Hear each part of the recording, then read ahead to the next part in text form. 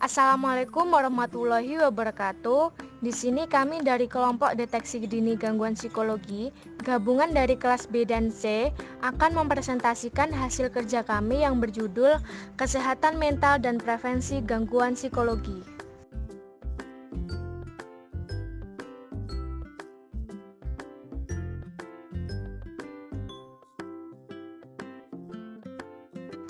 Sebelumnya, izinkan kami untuk memperkenalkan anggota kelompok kami terlebih dahulu. Yang pertama, Salsabila Maharani Sukmadewi, NIM 444, Nadia Koturnada, NIM 466, Nurul Kusumawardani, NIM 474, Reni Nadia Maharena, NIM 476, dan Regita Olivia Ayu Ramadhani, NIM 497. Materi yang selanjutnya akan disampaikan oleh teman-teman saya, mohon untuk disimak.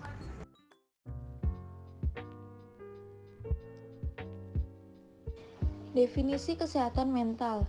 Kesehatan mental adalah suatu komponen dasar dari definisi kesehatan. Kesehatan mental adalah suatu kondisi dari kesejahteraan emosi ataupun kognitif dan ketiadaan penyakit mental. Kesehatan mental juga dapat diartikan sebagai suatu keadaan yang memungkinkan adanya perkembangan, baik secara fisik, mental, dan intelektual yang optimal dari seseorang, dan perkembangan tersebut bisa berjalan selaras dengan memiliki sikap yang positif terhadap diri sendiri dan orang lain, menurut Direktorat Kesehatan Jiwa tahun 2001. Selain itu, kesehatan mental yang baik juga dapat membuat seseorang menyadari adanya potensi dalam diri mereka, dapat mengatasi tekanan kehidupan normal, bekerja dengan produktif, dan dapat berkontribusi di dalam lingkungan maupun komunitas.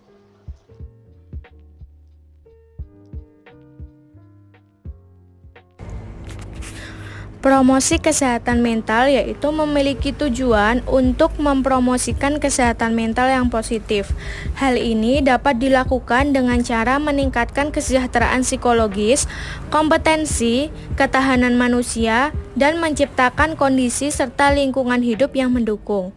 Selain itu, promosi kesehatan mental dapat dilakukan dengan cara mengumpulkan data tentang insidensi gangguan agar masyarakat dapat lebih meningkatkan kesadarannya dan mendapatkan pengetahuan tentang permasalahan tersebut. Tujuan lain dari promosi kesehatan mental yaitu dapat digunakan untuk meningkatkan atau memperbaiki kapasitas kesehatan mental individu, keluarga, organisasi, dan juga komunitas.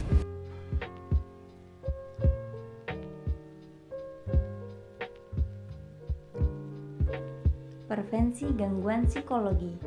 Di dalam prevensi kesehatan mental berfokus pada mengurangi risk faktor dan dapat meningkatkan protektif faktor terkait dengan kesehatan mental menurut WHO tahun 2004. Deteksi dini juga mengenalkan bagaimana cara menangani perilaku maladaptif di dalam keluarga dan komunitas, menjadikan fokus yang sering dilakukan dalam tindakan prevensi.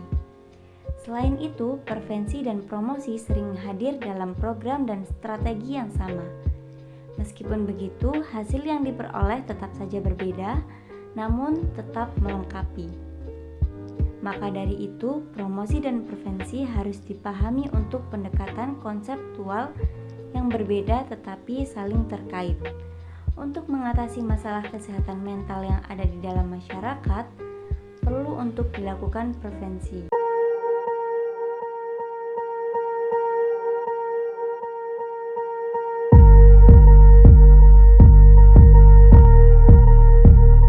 Tiga macam. Yang pertama yaitu prevensi primer. Prevensi primer yaitu program yang untuk digunakan untuk mengurangi insidensi atau jumlah kemunculan kasus baru dalam suatu fenomena gangguan tertentu yang ada di masyarakat.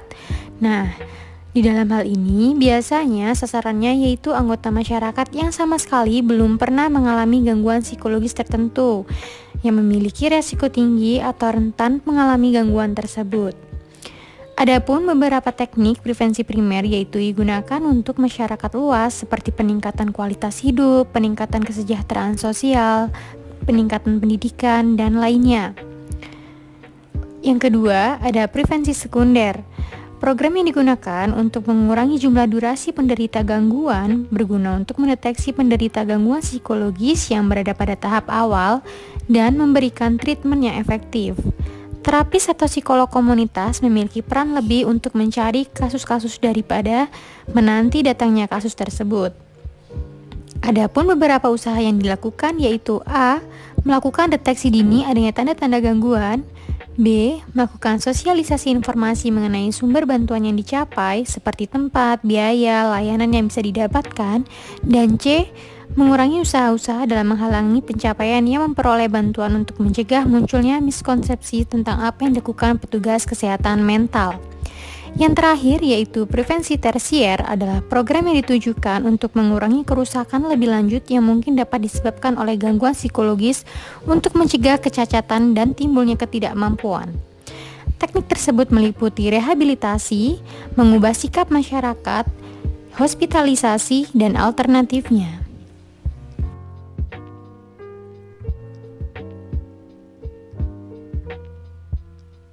Selanjutnya ada faktor resiko dan faktor protektif dari gangguan psikologi. Yang pertama ada faktor resiko, adalah segala faktor yang mencangkup kondisi emosional yang menjadi dasar atau pemicu perilaku ataupun aktivitas negatif.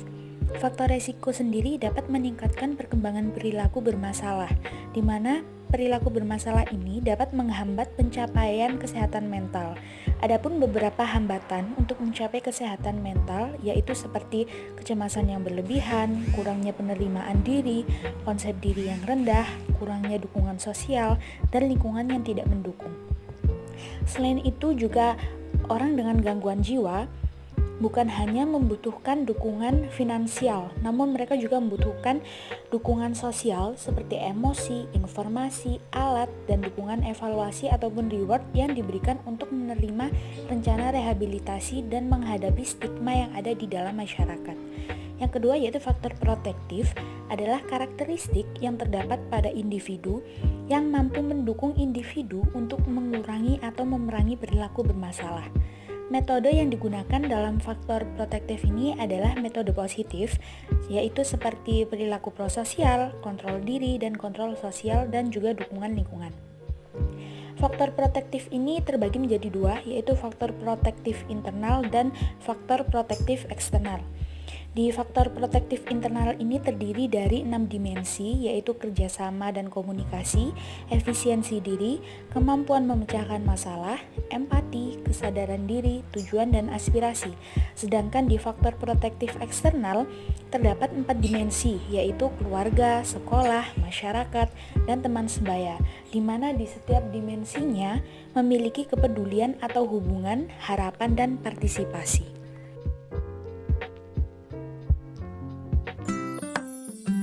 Sekian presentasi dari kami. Terima kasih telah menyimak presentasi dari kami. Semoga video ini bermanfaat. Sekian, wassalamualaikum warahmatullahi wabarakatuh.